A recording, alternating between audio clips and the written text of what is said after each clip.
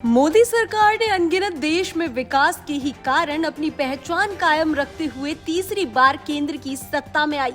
हालांकि अगर पिछले साल की तुलना की जाए तो सरकार को भले ही लोकसभा चुनाव में कम सीटें मिली हो, लेकिन चंद्रबाबू नायडू नीतीश कुमार की पार्टी ने समर्थन देकर बीजेपी की सरकार केंद्र में बना ही दी।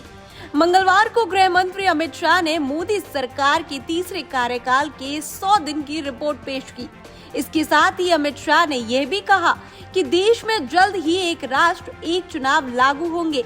हालांकि इससे पहले भी प्रधानमंत्री मोदी ने लाल किले की प्राचीर से अपने संबोधन में कहा था कि देश को एक राष्ट्र एक चुनाव के लिए आगे आना होगा। इसके अलावा अमित शाह ने आज फिर से एक राष्ट्र और एक चुनाव की बात कह दी है। बता दें कि अमित शाह ने संवाददाता सम्मेलन को संबोधित करते हुए मणिपुर में चल रहे कुकी मैतेई समाज के बीच तनाव का भी जिक्र किया।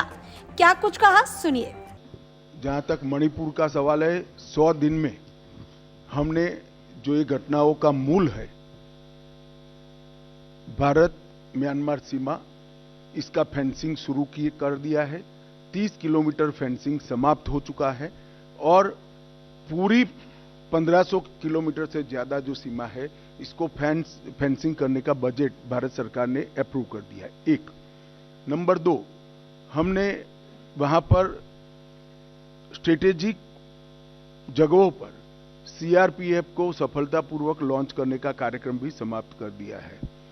नंबर 3, हमने जो घुसपैठ होती थी उसको रोकने के लिए म्यांमार और भारत के बीच में जो आवाजाही का एक समझौता था, उसको भारत की ओर से रद्द कर सिर्फ वीजा के बेस पर ही आ जा सकेंगे, ये कानून भी लाए हैं। नंबर 4, कई सारे सुरक्षा लैप्सिस थे, मतलब छिद्र थे इतनी बड़ी सीमा पर, उसको पूरा करने का काम भी किया गया है। अभी हाल ही के दिन में 2 घटनाएं, तीन दिन तक हिंसक घटनाएं हुई। इसको छोड़कर विगत 3 महीनों में कोई बड़ी घटनाएं नहीं हुई थी। अब मणिपुर में अभी भी 3 दिन से शांति है। मुझे आशा है कि हम इस पर बहुत अच्छे से कंट्रोल ले पाएंगे। स्थानीय दोनों जातियों से अमित शाह के एक राष्ट्र एक चुनाव के बयान पर सियासत तेज हो गई है। कई विपक्ष की भी प्रतिक्रियाएं निकलकर सामने आ रही है। अब देखना ये होगा कि क्या एक राष्ट्र एक चुनाव लागू होगा या नहीं। Bureau report, TV7 Bharat.